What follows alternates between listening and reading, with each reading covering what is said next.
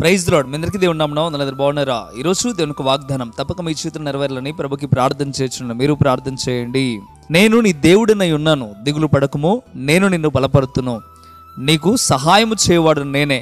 యెషయా గ్రంథం 41వ అధ్యాయం 10వ వచనం. ప్రియమైన దేవుడి ఉదయకాల సమయంలో నేరుగా నీతో మాట్లాడటం ప్రారంభిస్తున్నాడు. దేవుడు ఏమంటున్నాడంటే, ఇదిగో దిగులు పడుతూ ఎంతగానో ఇబ్బంది పడుతూ బలహీనుడిగా ఉన్న నీతో దేవుడు చెప్తున్న మాట ఇదే.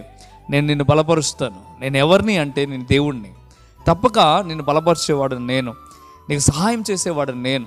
ఒకవేళ మనుషులందరూ నీకు సహాయం చేయలేదేమో, ఒకవేళ అయినవారు, బంధువులు, మిత్రులు, స్నేహితులు అందరూ కూడా నిన్ను విడిచిపెట్టారేమో, కానీ దేవుడు చెప్తా ఉన్నాడు, నీవు నన్ను దేవునిగా అంగీకరించగలిగితే తప్పక నేను నీకు సహాయం చేస్తాను, తప్పక నిన్ను బలపరుస్తాను, తప్పకుండా నేను నీకు సహాయం చేయవాడు నేనే అని దేవుడు చెప్పడం ప్రారంభిస్తూ ఉన్నాడు. ప్రియమైన దేవుని బిడ్డ, ఈరోజు మనుషుల మీద ఆధారపడినంత వరకు చాలు.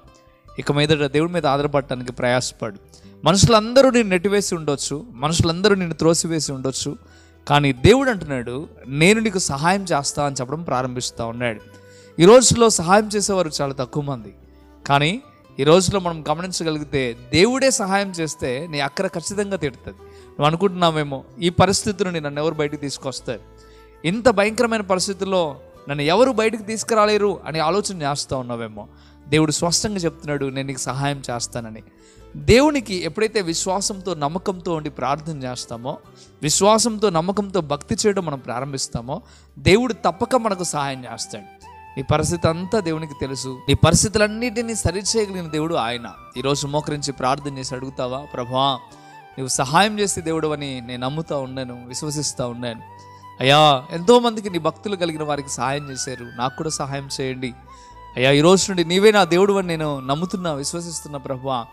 అయ్యా, నాకు సహాయం దయచే ప్రభు అని ఒక మాట నీ హృదయం లోతు నుండి నువ్వు చెప్పగలిగితే దేవుడు తప్పక నిన్ను బలపరుస్తాడు, స్థిరపరుస్తాడు. ప్రార్థన చేస్తాను, ప్రార్థనలోకి భవించి దేవుడితో మాట్లాడు, నాకు సహాయం చేయ ప్రభు అని అడుగు. ప్రార్థన.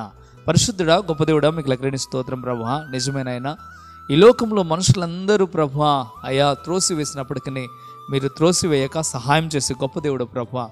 అయ్యా, నీ బిడ్డలందరూనైనా వారి బాధల్లో, ఇరుకుల్లో, ఇబ్బందుల్లో అయ్యా మీకు వందనాలు. చెంత కలిగిన అయినా ఎంతో దిగులుతో ప్రభువా ఈ దినాన మోకరించి లేదా మిమ్మల్ని అడగడం ప్రారంభిస్తూ ఉన్నారు ప్రభువా. వారి ప్రార్థన మీరు ఆలకించండి, మీరే సహాయం చేయండి.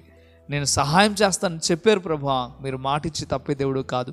తప్పక ఏ బిడ్డైతే అవసరత అక్కర్లో ఉండి అడుగుతున్నారో వారందరికీ నీ సహాయం నైనా దొరుకుతుందని మేము విశ్వసిస్తూ ఉన్నాం.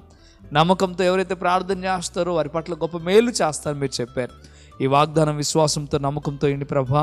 నీ బిడ్డలనైనా ఎంతగానో కన్నీళ్లు కారుస్తూ ఉంటుండగా వారిని దీవించి ఆశీర్వదించండి, మేలుతో నింపండి. వారి కుటుంబాలను దీవించండి, వారి పరిస్థితులన్నింటినీ సరిచేయండి, ఉన్నతమైన స్థితికి మీరు మార్చమని బ్రతిమిలాడుతున్నాను ప్రభా. ఈ వాగ్దానం తప్పక అయ్యా నీ బిడ్డల జీవితంలో గొప్ప నెరవేర్పు కలుగుచ్చేయమని యేసయ్య నామములో మిక్కిలి బతిమిలాడి పెట్టుకుంటున్నాం తండ్రి. ఆమేన్, ఆమేన్. ప్రియమైన బిడ్డలారా, ఈ వాగ్దానం ద్వారా దేవుడు మీతో మాట్లాడినట్లయితే తప్పక వీడియోని లైక్ చేయండి. అంతేకాకుండా ఇంతవరకు కృపా TV India YouTube channel subscribe చేసుకోకపోతే ఎక్కడైనా మీరు సబ్స్క్రైబ్ చేయండి.